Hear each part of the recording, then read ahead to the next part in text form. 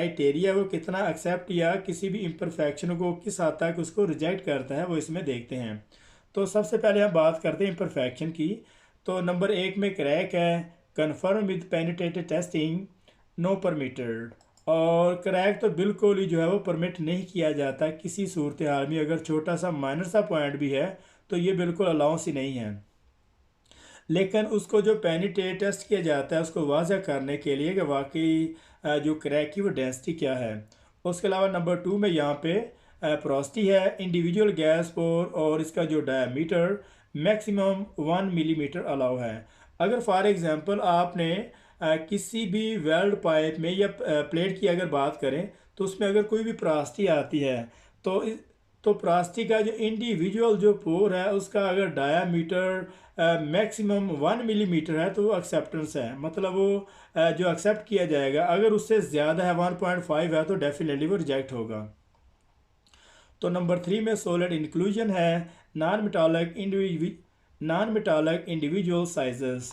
तो ये maximum 1 millimetre allow है। तो सॉलिड इंक्लूजन है, जितने भी मेटालिक जो इंक्लूजन है जैसे स्लैग है और फ्लक्स वगैरह, ये सारे के सारे जो सॉलिड इंक्लूजन है ये बिल्कुल परमिट नहीं है। और इसके अलावा लैक ऑफ फ्यूजन है और साइड वॉल रूट इंटररन, और ये भी बिल्कुल जो है वो परमिटेड नहीं है। मतलब लैक ऑफ फ्यूजन भी और जो इनकम्प्लीट रूट पेनिट्रेशन है, इस तरह की इम्परफेक्शन जैसे क्रैक है, ये तो बिल्कुल भी अलाउ नहीं है। तो नंबर 7 में यहाँ पे ओवरलैप कोल्ड लैप है। ये वेल्ड फेस रूट दोनों बेस मेटल की दोनों तरफ से हो सकती है और ये भी बिल्कुल परमिट नहीं है। कोल्ड लैप जो मेटल है उसको आमतौर पर यूज़ ही नहीं किया जाता वेल्डिंग के लिए, तो उससे पहले इसकी जो इंस्पेक्शन होनी चाहिए। तो नंबर 8 में इनकम्प्लीटली फिलड ग्रूव। तो जो फिलड ग्रूव प्रॉपर तरीके से उसको कंप्लीट नहीं किया गया, जैसे अगर हम फिलिंग कर रहे हैं तो फिलिंग अगर प्रॉपर तरीके से जो बेस मेटल की सरफेस के इक्वल नहीं है तो उसको इनकम्प्लीट फिलड ग्रूव कहेंगे। तो ये भी बिल्कुल परमिट नहीं है। तो इसकी हम डायग्राम में पिक्चर देखते हैं।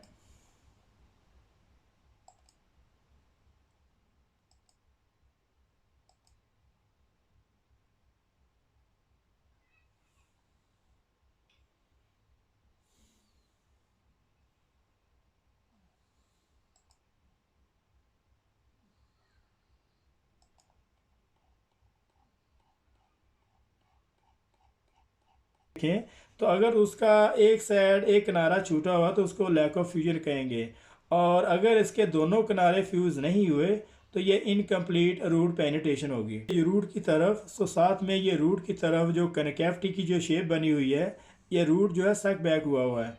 और इसके अलावा बट वेल्ड फेस में जो प्लेट की तरफ ये मैकेनिकल डैमेज है, इसमें ग्राइंडिंग मार्क लगे हुए हैं, तो इसको प्रॉपर तरीके से भी रिमूव होना चाहिए। और उसके अलावा लीनियर मिसअलाइनमेंट है, और लीनियर मिसअलाइनमेंट 0.2% जो है वो थिकनेस के हिसाब से, मेटल की थिकनेस के हिसाब से उसको 0.2 पॉइंट जो है वो उसको मिलीमीटर उसको एक्सेप्ट किया जाता है। तो नंबर 10 में एंगुलर मिसअलाइनमेंट जो है वो मैक्सिमम 10 डिग्री उसको जो है एक्सेप्ट किया जाता है। तो अंडरकट स्मूथली ब्लेंडेड और 10% 10 मैक्सिमम D1 mm, तो इसको इस तरीके से जो है वो एक्सेप्ट या रिजेक्ट करते हैं।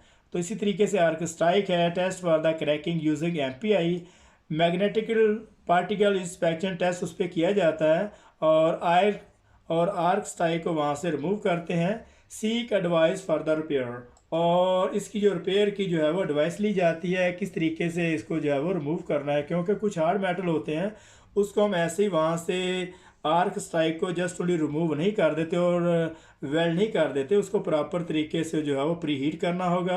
और अगर मेटल बहुत ज़्यादा हाई अलाई मेटल है तो उसको पोस्ट वेल्ड हीट ट्रीटमेंट की रिक्वायर होती है।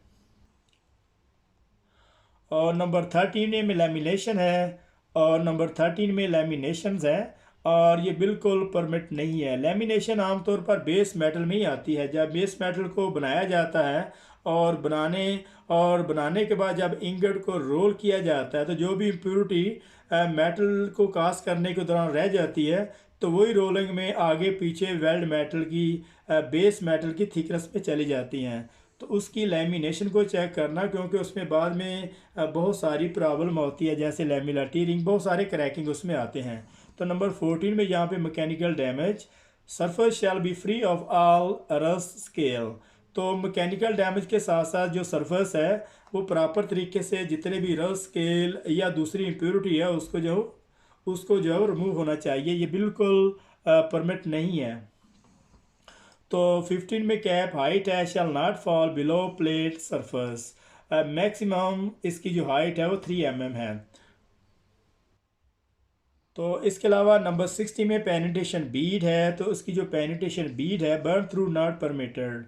अगर रूट की साइड पे अगर बर्न थ्रू है तो बिल्कुल वो अलाउ नहीं है, वो उसको परमिट नहीं किया जाता। तो नंबर 70 में स्पैटर है क्लीन एंड री इंस्पेक्ट, और जितने भी स्पैटर है वेल्डिंग के बाद उसको वहाँ से रिमूव होना चाहिए इंस्पेक्शन से पहले पहले, क्लीन एंड री इंस्पेक्टेड। उसके अलावा नंबर 18 में वेल्ड अपीयरेंस है all toe shall blend smoothly regular along the length. तो वेल्ड के जो टो हैं उनको स्मूथली ब्लेंड होना चाहिए और regular along the length of the welds. तो नंबर 19 में यहाँ पे रूट कनकेविटी है, तो रूट कनकेविटी और कहाँ तक इसको एक्सेप्ट किया जाता है, ये उसकी थिकनेस के हिसाब से उसको कैलकुलेट किया जाता है, तब उसकी जो रूट कनकेविटी एक्सेप्ट या रिजेक्ट की जाती है।